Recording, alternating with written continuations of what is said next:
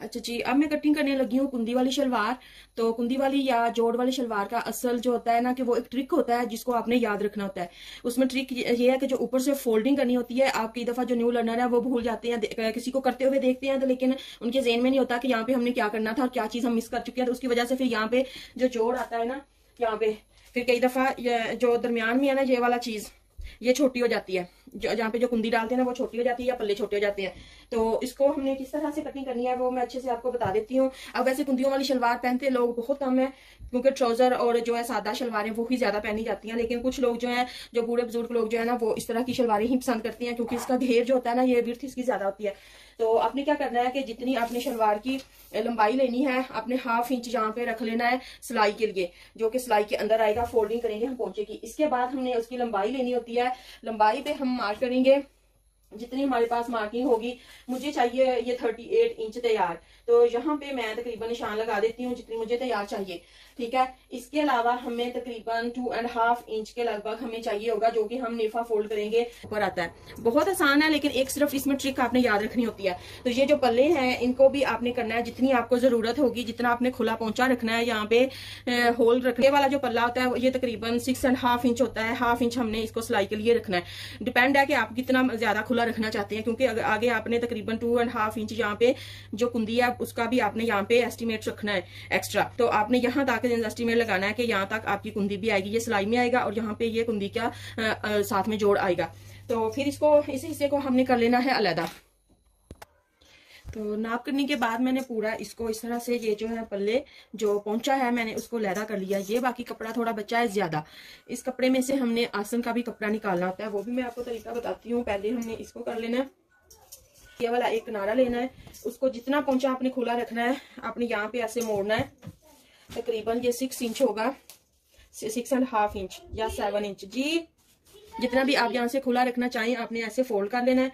फिर इसको फोल्ड करने के बाद आपने इस तरह से खोल के एक बार फिर फोल्ड करना है। ये देखिए इस तरह से फोल्ड करना है, इस तरह से फोल्ड करने के बाद यहाँ पे क्रीज डाल लेनी है, इस्त्री करके फिर इसको ऐसे फोल्ड करके आपने मेजरमेंट करनी है कि आपका पोंचा यहाँ से पूरा है कि नहीं। 1/2 इंच यहाँ पे सिलाई का रखेंगे और बाकी जितना अभी फिर ये जो 2 पोंचे थे या पल्ले थे 2, इनको भी हमने क्या किया है कि पहले हमने लैदा किया था, अब इनको फिर हमने दोनों साइड के लेफ्ट और राइट के दोनों साइड इसको भी हमने यहाँ से दरमियान से पकड़ के यहाँ से कटिंग कर लेनी है। तो इनको फिर हम लोग सेपरेट कर लेंगे। इसको भी ऐसे धागा, ये भी सीधे कटेंगे तो ये भी धागा खींच के हम इस तरह से कटिंग कर लेंगे। दूसरी चीज ये है कि आपको इस चीज में डाउट ना हो, कोई शक ना रहे, तो आप यहाँ पे कॉर्नर पे या दोनों साइड पे कटिंग करने से पहले या बाद में यहाँ पे ऐसे क्रॉस का निशान लगा लें, ताकि आपको पता चले कि कौन सा वाला राइट साइड है और कौन सा वाला रॉन्ग साइड है। फिर दोनों साइड जो है वो एक ही कलर में आएंगी, क्योंकि इन साइड जो होता है रॉन्ग वे जो होता है फैब्रिक, उसका कलर में थोड़ा डिफरेंस होता है और प्लेन का तो बिल्कुल भी नहीं पता चलता। इसलिए बेहतर यह है कि आप यहाँ कॉर्नर पे थोड़ा सा मार्क कर लें, जैसे मैंने ये वाला किया है। अच्छा जी, कुंदी वाली जो शलवार है इसकी कटिंग का एक ट्रिक जो होता है, जो कि बहुत इंपॉर्टेंट है, आपने उसको बिल्कुल याद रखना होता है, आपने उसको इग्नोर नहीं करना होता। जो हमने ये जो पोंचा है वो उतारा है ना, उसी हिसाब से अब हमने कुंदियां इसकी कटिंग करनी है, जो कि 4 होंगी। ठीक है, 2 राइट पे और 2 लेफ्ट पे आएंगी। आपने क्या करना है, सेम उसी तरह यहाँ से आपने कटिंग करनी है, मार्किंग करनी है। 1/2 इंच जहाँ पे रखना है सिलाई करने के लिए, और ऊपर तक आपने जहाँ तक आपने इसकी लंबाई रखनी है शलवार की, ट्राउजर की, कुंदी वाली की, तो वहां तक आपने मार्क करना है। और एक्स्ट्रा आपने 2.5 इंच रखना है यहाँ पे, ताकि वो फोल्डिंग में आ सके। जो नेफा है उसमें जिसमें इलास्टिक डालती है, उसके लिए हमने एक्स्ट्रा रखना है यहाँ पे।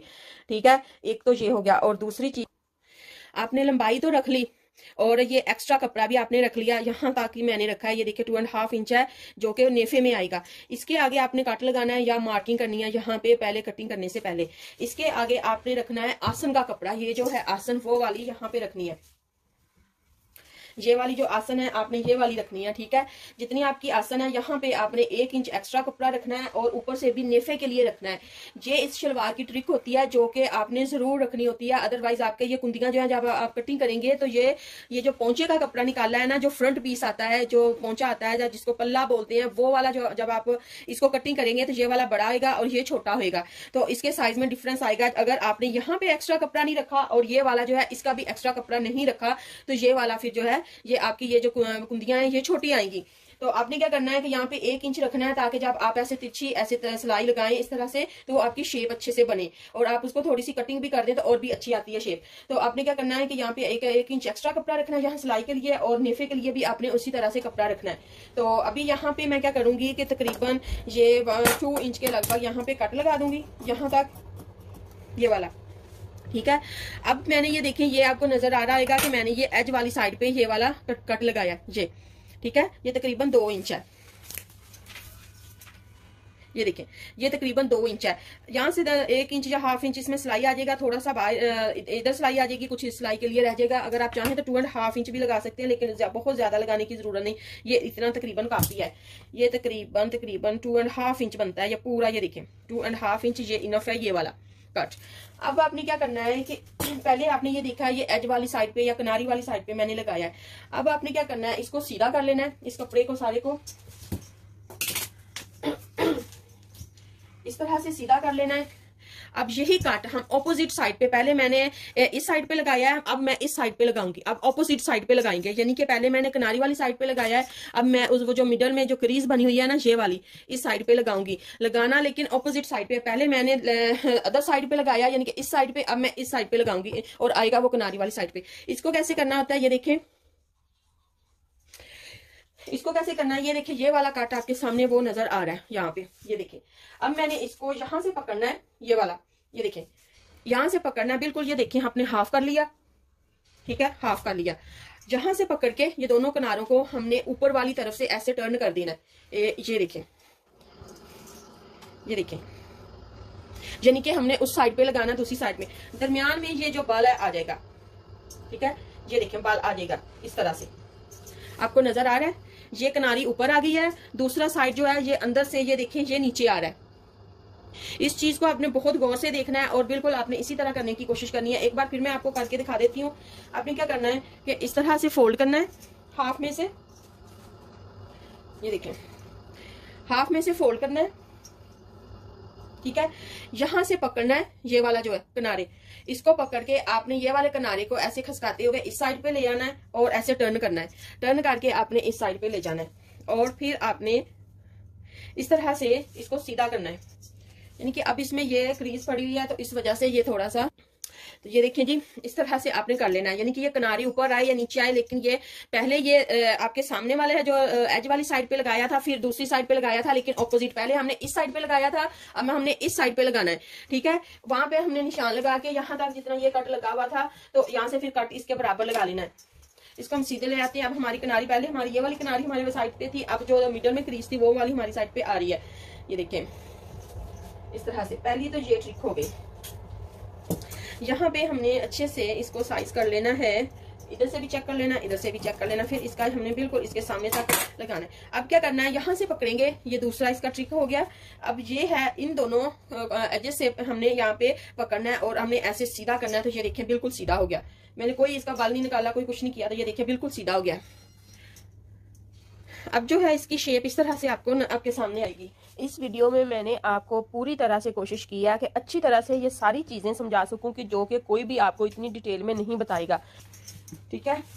अब ये इस तरह से हो जाएगा, ट्रायंगल शेप में समझ लें, जो भी इसकी शेप समझ लें। मैं आपको पूरा दिखा देती हूँ। ये थोड़ी सी चीजें जो है पीछे से, ये देखें ये इस तरह से मैंने इसको जब यहाँ दोनों किनारों से पकड़ा तो ये इस तरह से ये टेढ़ी शेप में हमारे पास ये क्रीज बन जाएगी।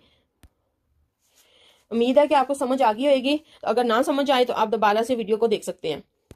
अब क्या करना है कि इसको हमने अच्छे से, ये जो एजेस हैं ये भी चेक कर लेनी है और यहाँ पे भी हमने चेक कर लेना है। अच्छे से हमने इसकी कटिंग करनी है ताकि यहाँ से भी जो हमारी कटिंग हो और यहाँ से भी कटिंग हो बिल्कुल बराबर हो आए, कम या ज्यादा या छोटी बड़ी ना हो कटिंग यहाँ से।